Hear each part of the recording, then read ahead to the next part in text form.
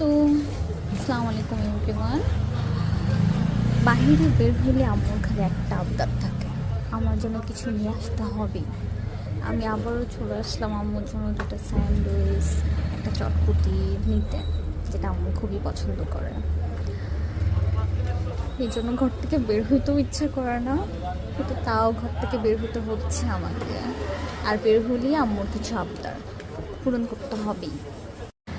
এই যে লোকটা হ্যান্ড স্যান্ডউইচ খাবার রেডি অলরেডি, নিয়ে এখন চলে যাব।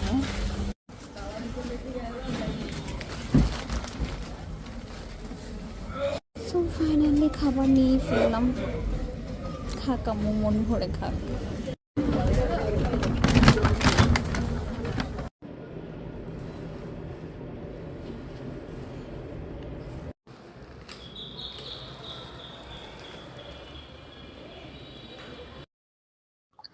এই যে স্যান্ডউইচ, প্রত্যেকটা বার না আমার মেয়ে যখন বাইরে যাবে আমি একটা না আবদার করি। সন্তান যখন মাদের কাছে আবদার করে, এখন বর্তমানে এখন আমার যে অবস্থান হয়েছে না, আমার মনে হয় মা আমি আমার মেয়ের কাছ থেকে আবদার করি, এইটা খাবো ওইটা খাবো। এই যে আনছে ফুচকা, আনছে চটপটি আনছে, আর স্যান্ডউইচ আনছে, এটা আমার জন্য, এটা আমি কাউকে দেবো না। এটা আমার হচ্ছে প্রিয় খাবার।